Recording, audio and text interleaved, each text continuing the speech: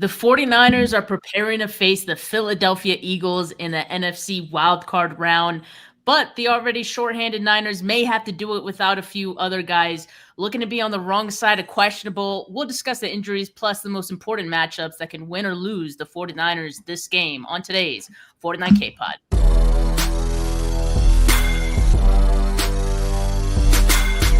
You're listening to the 49 Carats podcast, a 49ers Goldmine production with Stephanie Sanchez.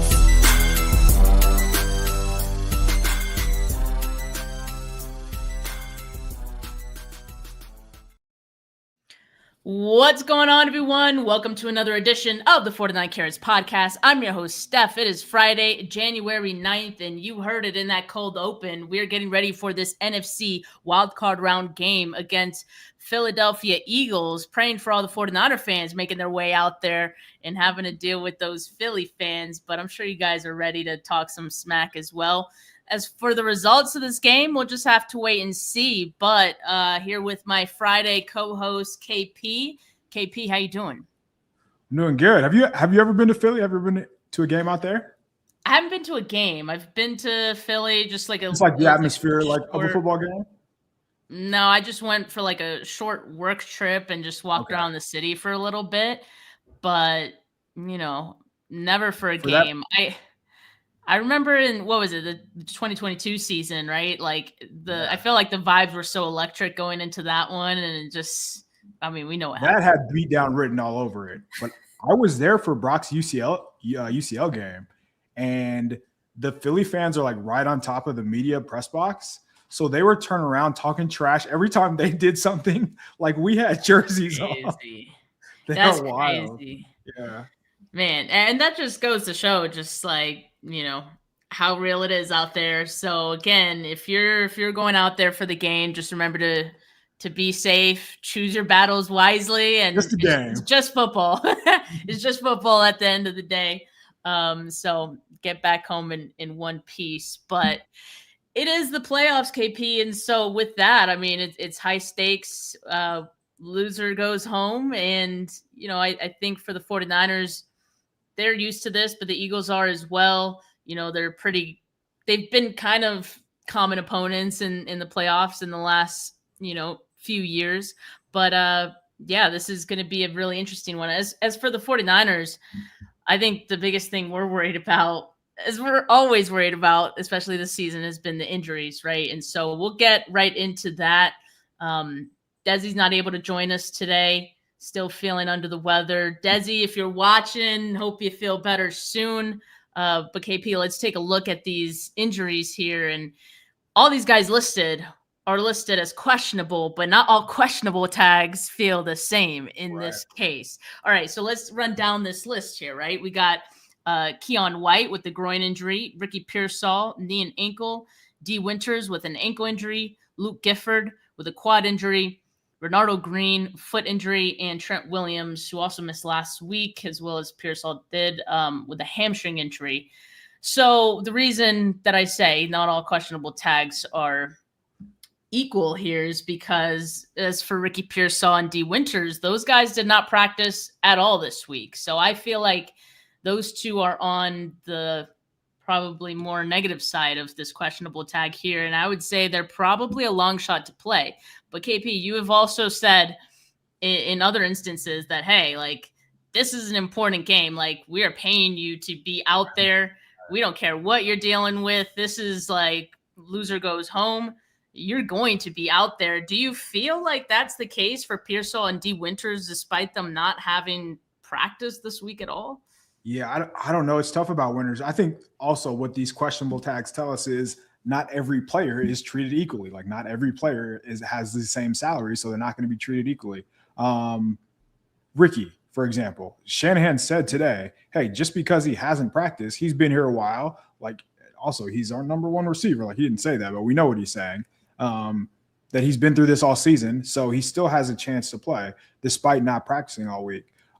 It seems like the way that just from the media, just hearing what the words are coming out of the mouths of the 49ers coaches, that they're almost preparing for Wallow to start in place of D Winters, who didn't practice all week. And I feel like for him not to practice all week after all of the injuries he suffered last year, which if you think about it, it's kind of wild that he did make it through 18 weeks, essentially, fully healthy. That's pretty crazy after what he went through last year. But still, I think Winters is probably closer to doubtful. Like if there were doubtful tags, he'd probably be doubtful. Pearsall probably a little close to questionable. The fact that he was running with a jersey on, I think, says a lot, as if he's preparing to play, whether that's mentally or whatnot. Maybe he's trying to get himself in the mindset that he's going to play. But for him, they're going to probably take it right up to the last minute. Ronaldo Green's pretty interesting, right? Just because this came out of nowhere. Shanahan made it seem like it's just a foot injury that happened in practice. So maybe him being limited is a bad sign. Obviously, they're going against a team where the last thing you want is to have a backup cornerback. But the good news is definitely at the bottom with Trent Williams. Hammy didn't play last week, didn't practice on Wednesday, and it was due to injury, not just due to his normal veteran rest. And the fact that he's been able to practice, even in limited capacity the past 2 days, is telling me they are going to give it a go. Like, I don't know if you saw the stat that I tweeted, but they just completely went away from what they do on the ground without him. Like, he means everything to what the 49ers can and want to accomplish on offense. So, yeah, he's as important as it gets. Yeah, and I know Trent Williams did speak with the media earlier today and did say that he's expected to be a game time decision, but he expects to play as well. So he's not going to interview if he's not playing, right? Yeah, I mean, you would think, but also this is such a big game, like kind of what you were saying. You kind of have to get yourself in the mindset that you're going to play to even get close to that. So I think Trent's going to give it a go. And if we see a less than 100% Trent Williams, then that's what it's going to have to be, right? And I think the 49ers are probably okay doing that, just given the type of player that he is. A couple of stats I kind of wanted to run through just on Trent Williams and Ricky Pearsall to give us an even better sense of how much these two players mean. Well, last week, week 18, the 49ers chip blocked a pass rusher on 42.1% of their dropbacks, 43.8% in week 18, with Austin Pleasance being the left tackle. And that was their fourth highest rate and highest chip block rates of the season. So definitely putting some more resources into that side of the line. As you can imagine, you know, I think anytime they feel like a guy needs help, they're going to give him that. But those are things you simply don't need to do when Trent Williams is there, right? So that's the difference. And as far as Ricky Pearsall, despite only playing 9 games this season, he's led the 49ers in targets, receptions, and receiving yards on deep passes. That's kind of been his, like, bread and butter, what he's helped this team most with, right? Those 20-plus yard, catches. And then again, that's just in the 9 games that he's played. So he's a huge part of what the 49ers could do on offense. And without Pearsall, without Trent Williams, you feel a lot different about this game if they're not out there. So that's my main concern for this one. I will say it's a bit of a challenge to even preview this game just with those statuses being up in the air, because I think they're so critical. And I think also the D Winters one is a huge blow for the defense, just with already Tatum Bethune being out the rest of the way here. So this is not great. It's not a good way to start the show, but hopefully we can finish it on more of a silver lining. But yeah, I mean, what are your thoughts on that? Just like the impact of these injuries in a game so important as this one. Yeah, I mean, you touched on it. The fact that they have to or just chip basically every other play a position they have never had to put more resources at all season kind of tells you like how that'll just throw a trickle down effect on everything else that they have to do. Not having Ricky Pearsall, I thought you really felt the lack of speed without the 49ers last week. And Pearsall, like Brock will have a couple plays a game where he just throws it to a spot, trusting that Ricky will be there. You could tell, like him holding on the ball last week, felt like he doesn't trust the other wide receivers, and they couldn't get open. So like you understand why that's the case. Going against a man-heavy team like the Eagles, who have plenty of speed in the secondary, not having a guy on the outside will like it'll come down to I guess it'll put more pressure on guys like Kittle and guys like Brock and guys like Christian to just be better on a down-to-down basis, because one of the things that Pearsall really does that nobody else does on the roster is like create those explosive plays. He flips the field, and the 49ers don't really have that. So Keon White is even a big one, honestly, because he's been one of their more productive pass rushers. It's a low bar to clear, but he can rush from the inside and the outside. And when you do that, you just like he had a couple rushes against the Bears where he made a difference, like consistently made a difference on those rushes. And I felt like he was doing a little bit of that last week as well. So he practiced, which is a good sign, but he didn't practice on the first 2 days. So the fact that he did get upgraded is definitely a big deal. I wonder about the linebackers, because obviously Winters, he's been like one of their more underrated guys in the sense that keeping everybody together. Not having him would be a blow, because Wallow just never played defense at all. He's a special teamer, and you're naturally going to feel that when you're on defense. I do think Eric Kendricks can give everything and maybe a little bit more than Tatum Bethune brought to the table. I thought Kendricks was really good last week. He's probably their best defender outside of, if not with Upton Stout. So Kendricks probably not really a fall off, but I mean, if Green is gimpy a little bit, right, against a team that's just going to throw bombs basically once a drive, the last thing you want is him to be not up to 100% where he can turn and run. So that there's a lot on this sheet that matters, that impacts a lot of what the 49ers are like want to do, not even need to do, just like are trying to do against a team like the Eagles.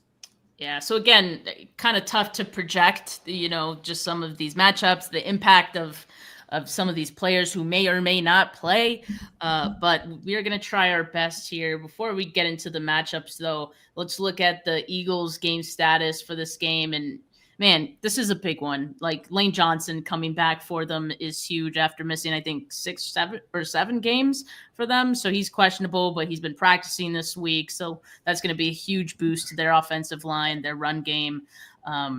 So not great if you're a 49er fan, but also Brett Toth is going to be questionable with a concussion. Azeez Ojulari with a hamstring, questionable. But I saw a post earlier. It's like all 53 players on the roster were practicing. I'm like, so they're super healthy going into this game. Just could not be any more opposite than what the 49ers have been looking at so far. So, yeah, that to me, that's one of the main differences of this game before it, the whistle is even blown to start it, right? I think, Lane Johnson is their Trent Williams. Like he makes a big difference. So getting him back on the field, I know that their offense hasn't been like consistent, or you could just say good all season, but when he is on the field, their offensive DVOA goes from plus 6.5 to minus 6.5 without him. And their rushing DVOA drops nearly 6 percentage points. He really is like that big of a deal for that offense. Yeah, and I wasn't even aware of this, but Nolly points it out. The line moved from 3 to 6. Wow. Yeah, that people don't. That almost tells you. It almost feels like that line is reflective of not having Trent Williams and Ricky Pearsall. It also feels like just maybe a half point for not having. They're going to have to replace 2 starting linebackers in a playoff game, and both of the starting linebackers were basically not on the roster around Thanksgiving. That's not normal for a team to do in a playoff setting. So there are a couple things stacking against the 49ers heading into this one, but there's an assumption that the Eagles are just going to flip a switch and become this team that they were the past few years. And that might be a little that might be jumping the gun, I feel like. So I think there's a lot of variance that can swing the 49ers way in this way too. So that line is fascinating. For sure. And one of them, and while it might be minor, some people don't believe that having starters rest a game could result in rust.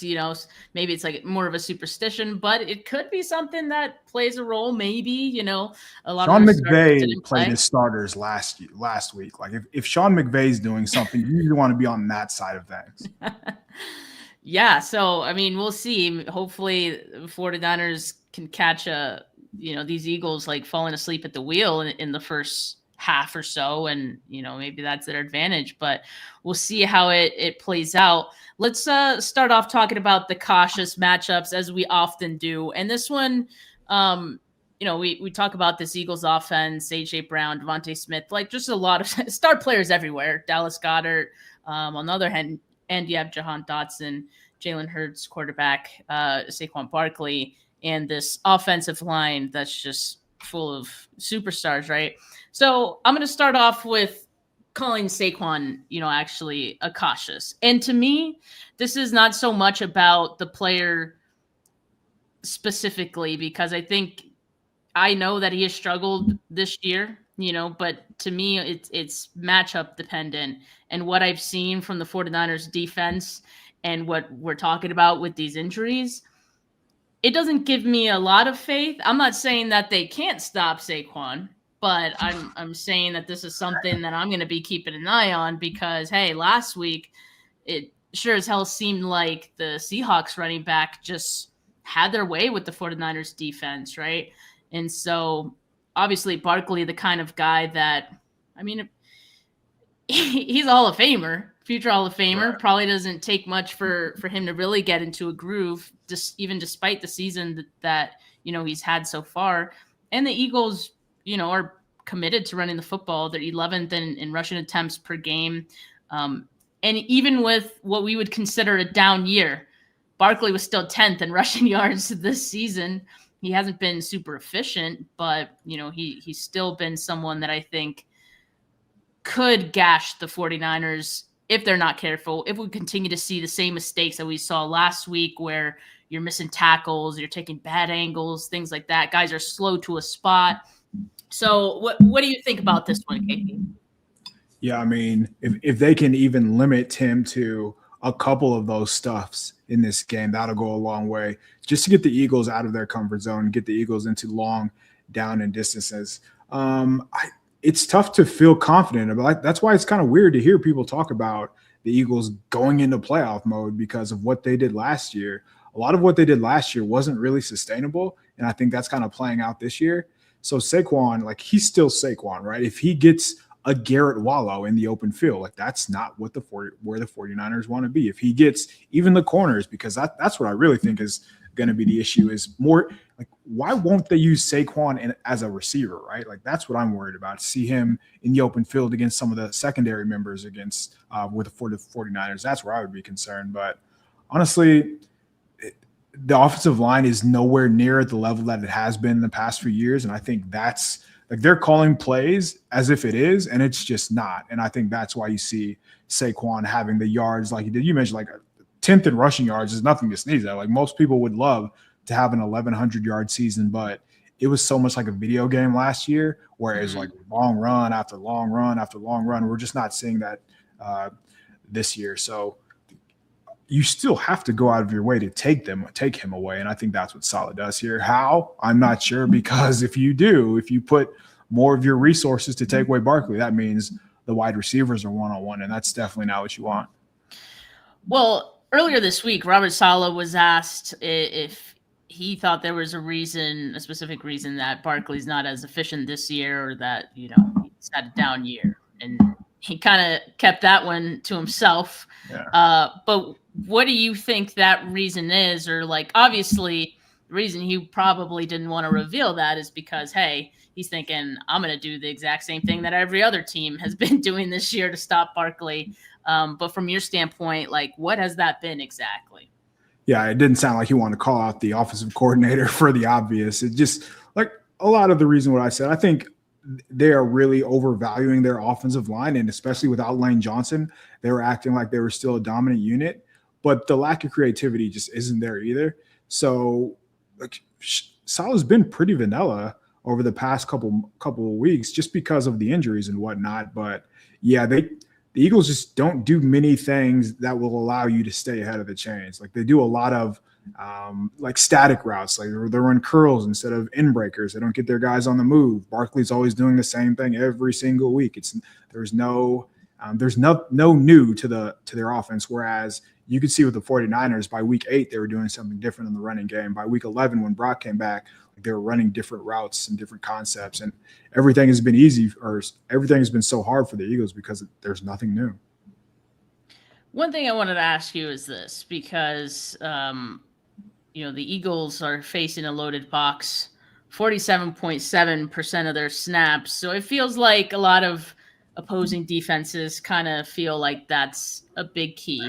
And, anytime a running back has a monster year like Barkley did last year, I think obviously you go into the next season like doing everything you can to stop that. So the loaded box thing makes sense. We've seen other teams load the box on Christian McCaffrey, for example.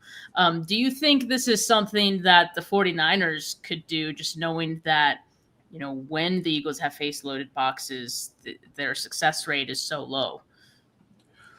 I don't. That's not really who Saleh is, but they do this thing where it's like 9-man spacing and they have both safeties basically coming down at the snap and playing the run. So it plays out like a loaded box. It just isn't that way before the case. You're just banking on your safeties making a tackle. And there are plenty of times where they do. And I think Jair Brown's played a lot better than expected this year, but there are those times where they whiff or they don't make the tackle, or one of the defensive line, like specifically the edge rushers, gets blown up. And that's how you get those long-ish runs. So that's what the 49ers really need to avoid, just being steady on the edges and those safeties coming down and making a tackle. If they do that, they'll be okay. What you need to do is make the Eagles earn it. So you can't have Saquon going off for these 30, 40, 50-yard runs. If you make them consistently beat you over like a 10-play sample size, more often than not, they'll be the ones to make a mistake. So this is a fascinating matchup because it's an offense that really hasn't done anything all season against a defense that really hasn't stopped anybody all season. So something. Well, I do feel like there's been a few matchups for the 49ers in the regular season that have played out similarly, like that Texans game, for example. The Texans offense wasn't doing anything really of note before that game. Then CJ Stroud comes out, basically shreds them. And that was without Nico Collins in that game. So it just, I don't know. I feel like anything can happen, of course, but in that game, like that's a good example because in that game, the Texans just hit on their big plays. Like you remember, it was all like the down the field shots that Stroud hit. And for whatever reason, the 49ers could not be in the right place at the right time. And that could very well be the difference in the variance in this game, which is why like the result of this game could go so many different ways in my mind. You could tell me the Eagles win by 14, or you can tell me the 49ers win by 3. Yeah, I could believe both scenarios for sure.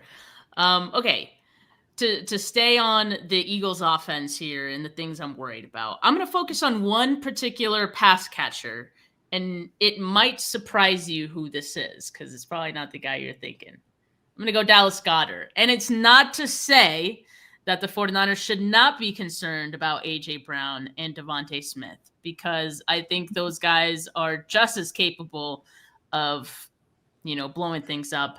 And when we talk about a team that likes to target deep downfield, Devontae Smith is that guy, right? And then when it comes to, I don't know, third down throws and things like that, guy that could bully his way to a completion, it's going to be A.J. Brown, right? So those guys in their own right, I think are cautious matchups for the 49ers, right?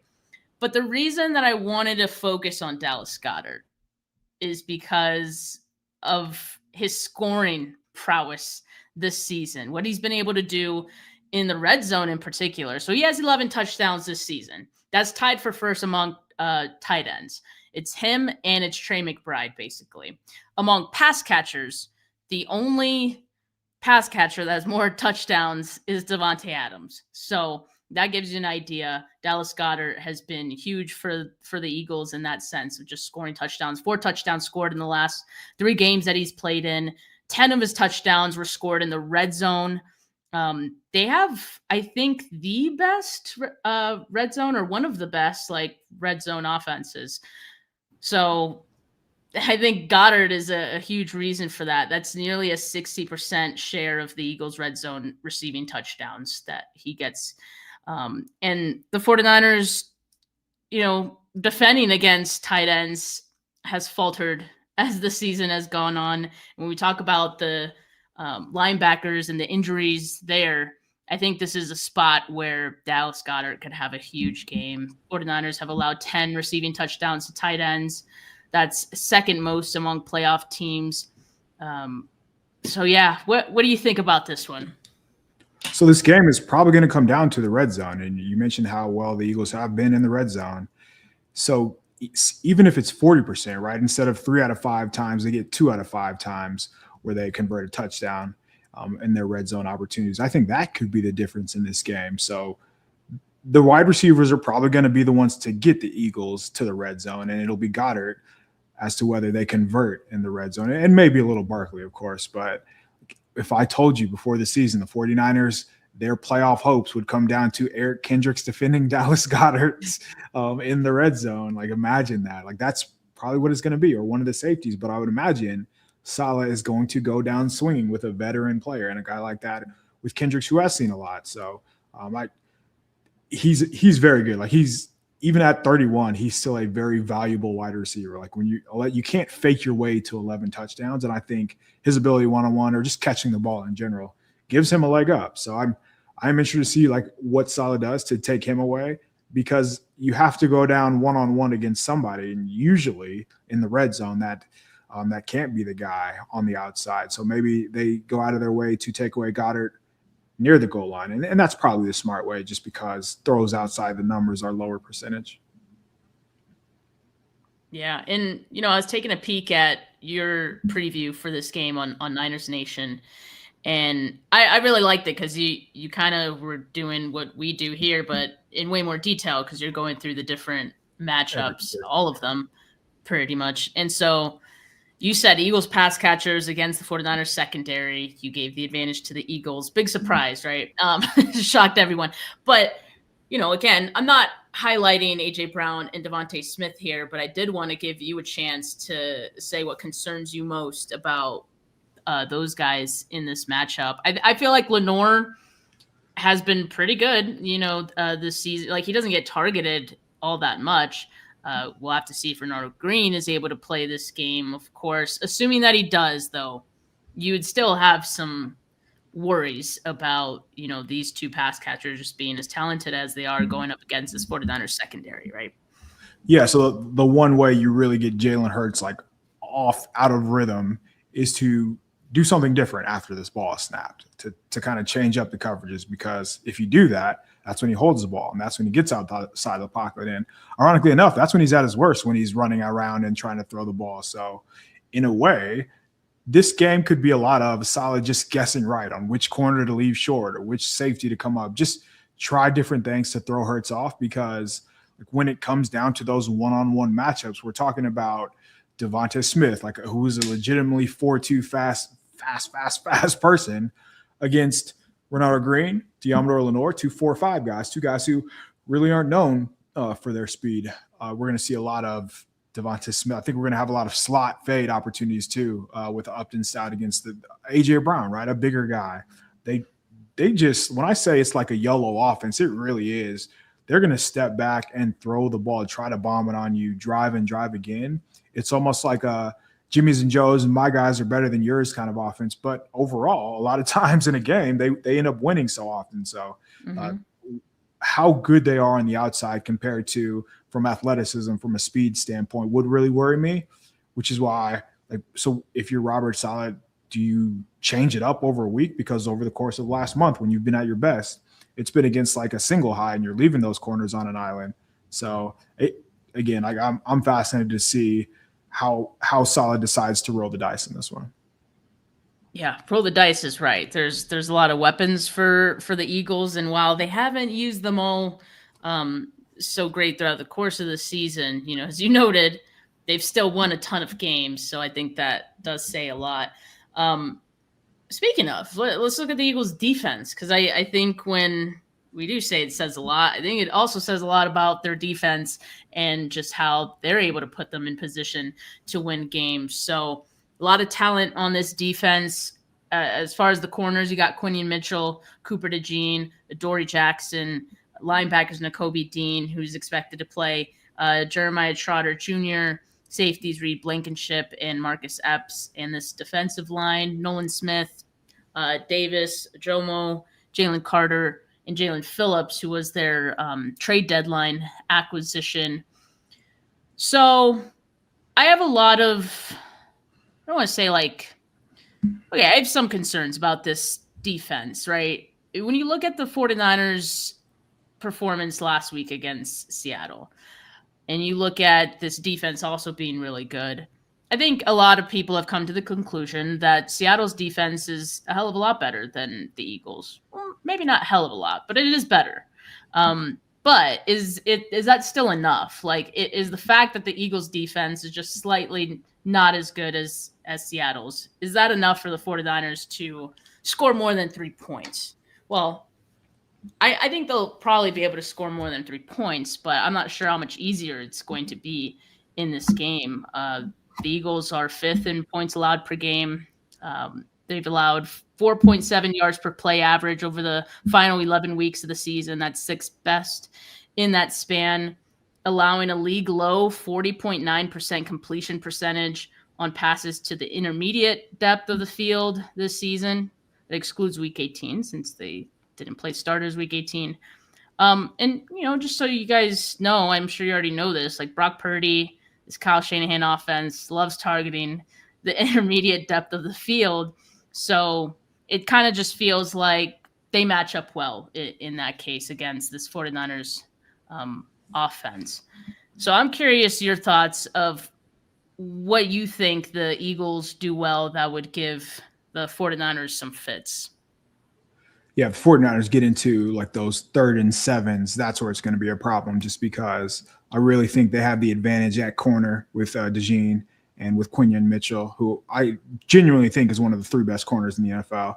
So it'll come down to, can Juwan Jennings, maybe Kendrick Bourne, but more than likely DeMarcus Robinson win those 4 or 5 matchups in this game against Adoree Jackson? If they can, they're going to have a little bit of success. You can also run a little bit on this Eagles defense, and it'll be 3, 4, 5, but that's okay. I think the biggest difference in this game compared to last week is just the level of dominance between each run defense. The Eagles are good, but they're not great. Like, Seattle was really, really good, like as good as it gets, and that's just not who the Eagles are.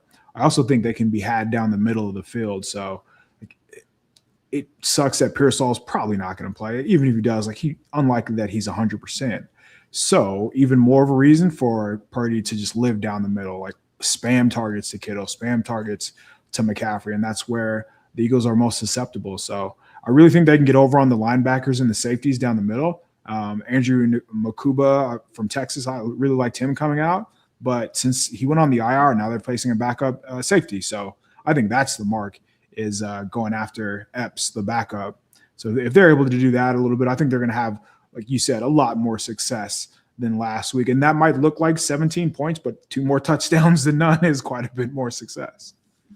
Yeah, indeed. And I think that's a good segue into some of our favorable matchups here. And I do think Christian McCaffrey will have a better day, both on the ground, but also I think he'll have a bigger impact through the air in this game. You talk about the linebackers, and I just think McCaffrey against any linebacker in the league, I'd probably go with that matchup to McCaffrey, right? So you look at Philly, they've allowed the 7th most receiving yards to running backs this season. So this just feels like a setup for McCaffrey to have a better day.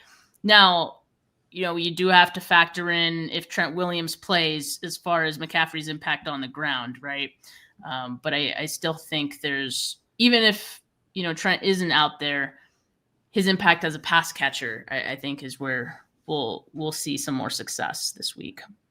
Yeah, I mean, this is the area where they have to really get over on the Eagles. So when targeting running backs, the Eagles are 27th in success rate, 28th in yards per attempt allowed, 25th in EPA, and 30th in explosive pass rate. So it's been a little while since we've seen McCaffrey run real routes as a wide receiver, but whenever he splits out, he's very effective. And being able to get like their rookie, Jahid Campbell, against McCaffrey in the passing game, or on one of those safeties, maybe the backup, like I mentioned, that's where the 49ers should live, and I think have their best opportunity to stay ahead of the chains. This might be a game where he has like 10, 12 targets, and there's no real reason why he shouldn't. It was funny that Kyle Shanahan was asked a question about working giving too many touches to McCaffrey. Like, nope, this is a time where, hey, he might get 30 in this game, honestly, and that might not even be enough. So I would live through McCaffrey in this game. He is unquestionably their best matchup. I mean, you always say it. You got to go out swinging, right, Yeah. with your best players, especially in a game of this magnitude. I think McCaffrey's the way to do that. And yeah, we like that matchup, almost exclusively. I do also think like Brock Purdy could have some success here in this game. I mean, you were talking about just getting over on the linebackers, the safeties, but I think one key piece may be his rushing, because the Eagles have allowed 22.2 rushing yards per game to quarterbacks. That's 28th in the NFL. And Purdy's been using his legs quite a bit in the last 4 games. He's had 44, 11, 28, and 21 rushing yards in those games. There was a couple times that, he wanted to escape the pocket against Seattle, and, he just got swallowed up for a sack. Yeah. I do think that's just something that the Seahawks do really well. They were even talking about it in like the pregame, just the way that, they're able to, finish the plays and get those sacks. Do you see that from this Eagles defensive line, or do you feel like Purdy's going to have some more success, being able to escape the pocket, especially if Trent does not play, which I think if he doesn't, that's going to be a huge outlet for him to be able to escape the pocket.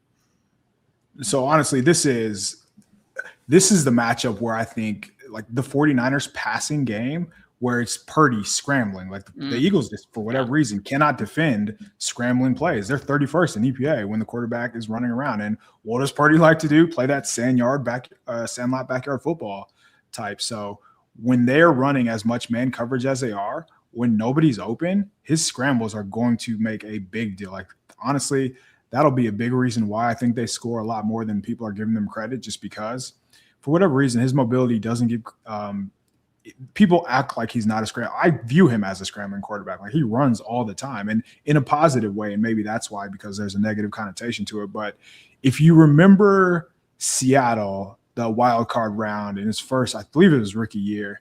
So there was a play near the goal line. Like he's about to get tackled. He's about to get wrapped up. He stiff arms a dude, spins out of it, throws across to a wide open Elijah Mitchell. Like those are the kind of stuff that the kind of plays that he makes a lot.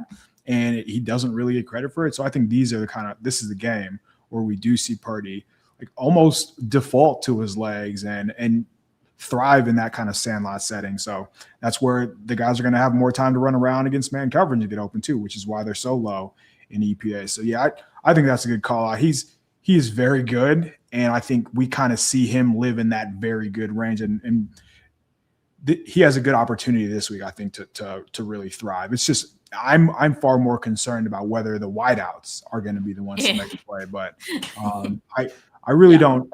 I think Purdy will play up to his contract, I guess is the easiest way to put it. Yeah, and I think the word you use, thrive, is the right word. I mean, I think he does thrive when he's on the move. And I mean, chaos. He thrives under chaos. Yeah, and I think that's what the 49ers are going to need in this game, like just be comfortable in the chaos, because there'll be plenty of it. So as long as Purdy could do that, like I'll feel good about them being able to move the ball and get down the field, score points. So this is, I think, a really big opportunity for them. All right, let's get back to the other side, the Eagles.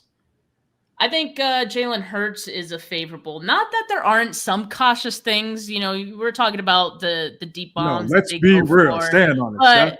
But, well, because I just in case things go awry. Like if they go for because I could also see the 49ers getting gashed on just maybe a deep bomb or two. That's possible. So I accept that, but also I think there's a big opportunity for the 49ers here in Jalen Hurts and just how he's played this season. It's really actually interesting because he has 25 passing touchdowns, which is a career high for him, lowest interception rate of his career. And yet he's 28th in completions per game, 18th in completion percentage, 16th in sacked rate. He's barely running the football this year. Career low, 1.7 design rushing attempts per game on average. And there are 2 different halves in 2 different games this season in which he didn't even complete a single pass. Wow.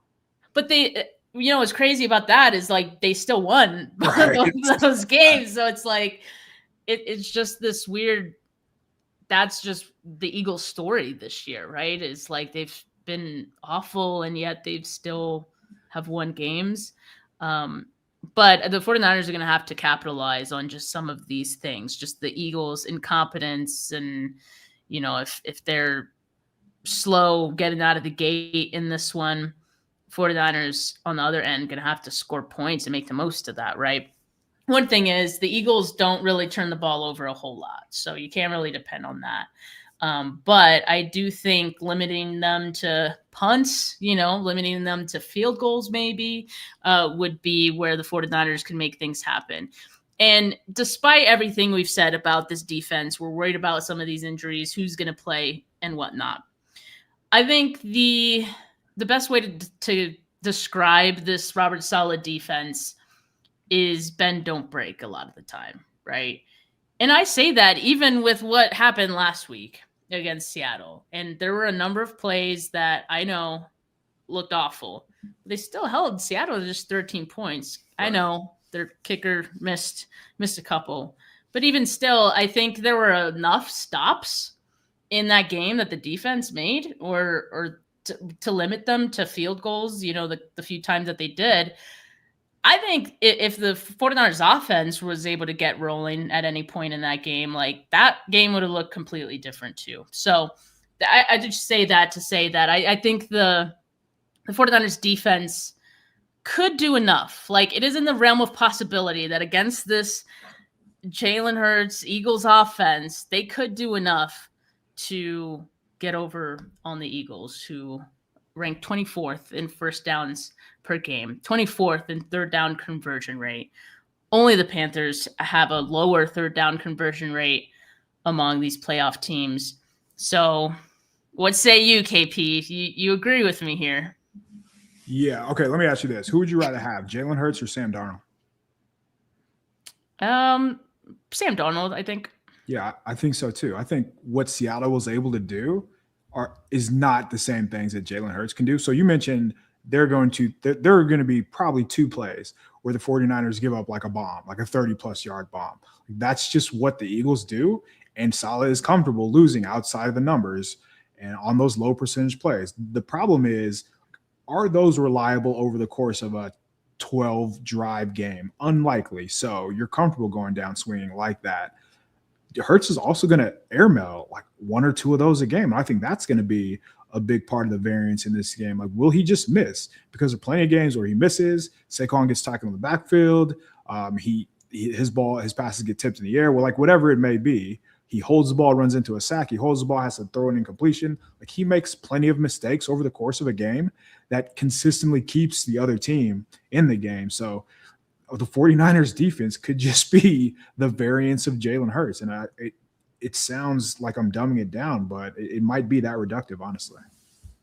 Yeah, and just on that note, I had a stat for that one earlier. I think this was on NFL Pro, that Jalen Hurts showed notable year-over-year regression when targeting open receivers downfield with at least 3 yards of separation, completing 65.6% of those passes.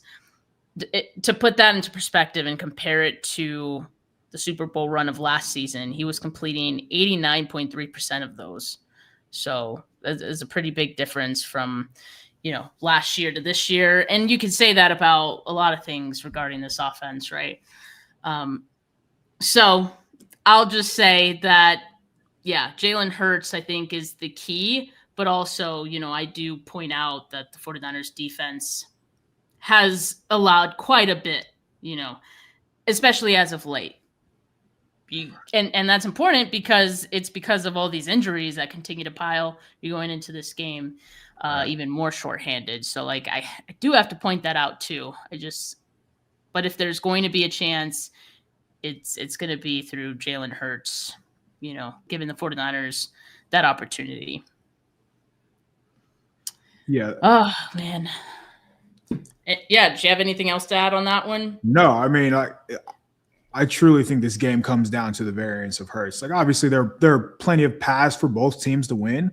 Like, we haven't talked about special teams. The 49ers are number one in the NFL in hidden points in special teams. Eddie Pinheiro being money should come in handy. Kyle Shanahan said it might be windy. Maybe there are 2 quarters where it's windy for the Eagles. Maybe it's 2 quarters for the 49ers. Like that variance could go into effect as well. Maybe Sky Moore breaks one because he's done that quite a bit. So there are a lot of ways that I think people are kind of underselling for the 49ers. A big one, honestly, is George Kittle in the passing game, Christian McCaffrey underneath. They're number 1 in DVOA at defending tight ends. But if you go look down like who they played, like there's not really a George Kittle, like there's not a Christian McCaffrey. So like that down the field threat, they haven't really gone against. And the ones that have, especially since like the Bills were 4 for 4 targeting that Marcus Epps guy. So that's why I think he's going to be the mark. So you can get over on this team. It's just a matter of, will the 49ers tackle? Will they make a play on the ball? Because there's going to be 5 to 6 times one-on-one down the field where they're going to have to. It has been a struggle this season. So acting like it will maybe is a little too optimistic, but I don't know. It's tough to be confident in Jalen Hurts based on literally everything that he and they have done this season. So I keep bringing up variance. So many outcomes.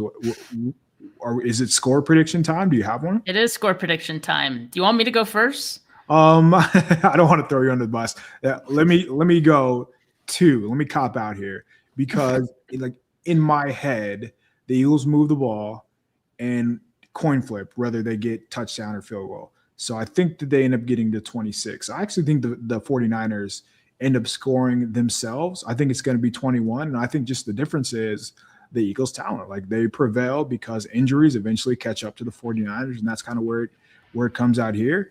Where I see the path for the 49ers is like a 24-23 where the Eagles still move the ball, but now they settle for more field goals. Now you see that errant, high variant Jalen Hurts game, and you see the 49ers march the ball too, and they have to settle for field goals. And eventually the difference is the 49ers special teams, which in the wildest of ways has gotten them here. And that's eventually what puts them over the top. So I would not be surprised by any outcome. I would lean closer to 26-21 just because would the 49ers really slow down any offense with the unit that they're going to put on the field? And probably not. Yeah, that's a fair statement there.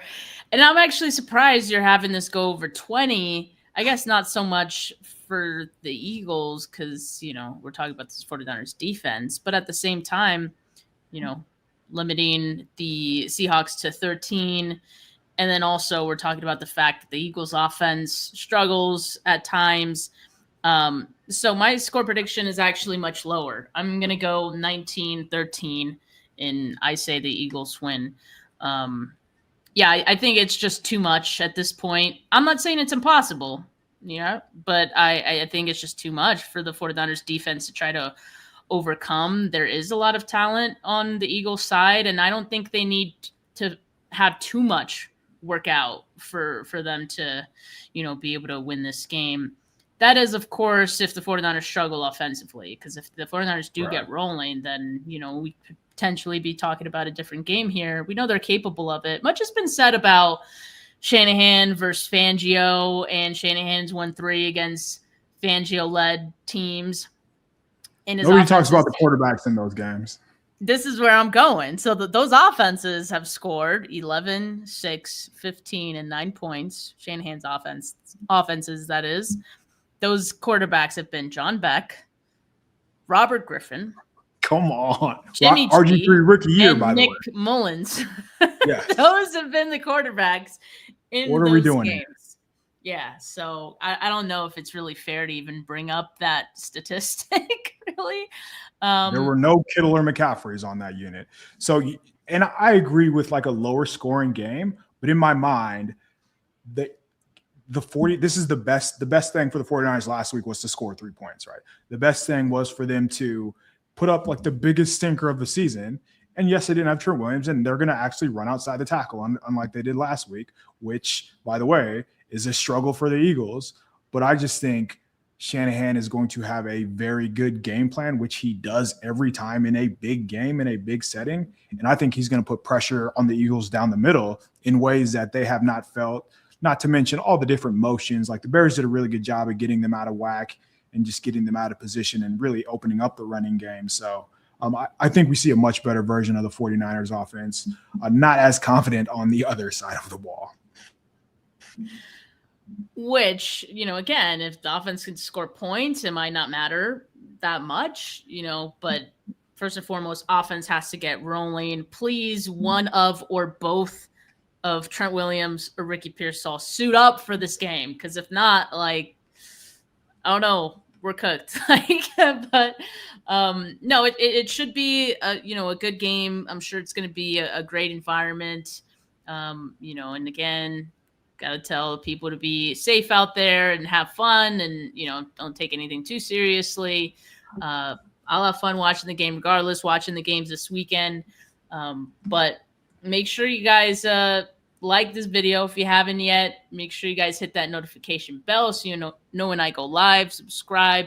And then before we get out of here, make sure you guys check out Niners Nation. A lot of pieces throughout the week talking about this matchup, injuries, everything. But most importantly, KP has his preview article, which goes through every matchup you could think of and whether the 49ers or the Eagles have the advantage. So make sure you guys check that out.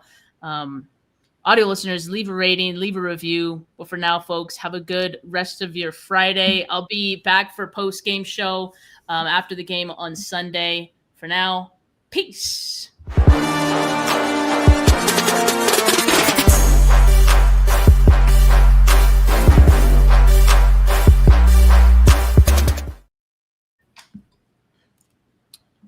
All right. Yeah, man, I have no idea how this is gonna go, but I just feel like it's just too much. And we're not even. I wouldn't even put it past the 49ers defense to lose more guys due to injury in this game. That's just because that just happens every week. Guys just dropping like flies. So yeah, I'm just nervous about that. Yeah, again, it's tough to bet against Shanahan and Purdy. You, generally speaking, you always just take the quarterback and the better head coach, but the talent everywhere else is just insane. Devonta Smith is legitimately one of the best wide receivers. It doesn't really get talked about because they have AJ Brown. So, it'll be fun. It can really go a lot of different ways. I hope it's fun. I hope at least even if they lose this game, I hope it's not miserable. I would just hope they don't get blown out or get embarrassed. Any other team but the Eagles. I think Shanahan is blowout proof, if that makes sense. I think they're just way too good of an offense to get blown out. And I know last week was tough, but that Seattle defense is on another level. That Cooper DeJean in the slot, with a man Warrior, the way that he can take away underneath stuff, there's similarities there. Quinyon Mitchell, there's similarities there on the perimeter, but the safeties, the linebackers, even the edge rushers' physicality is just not anywhere near the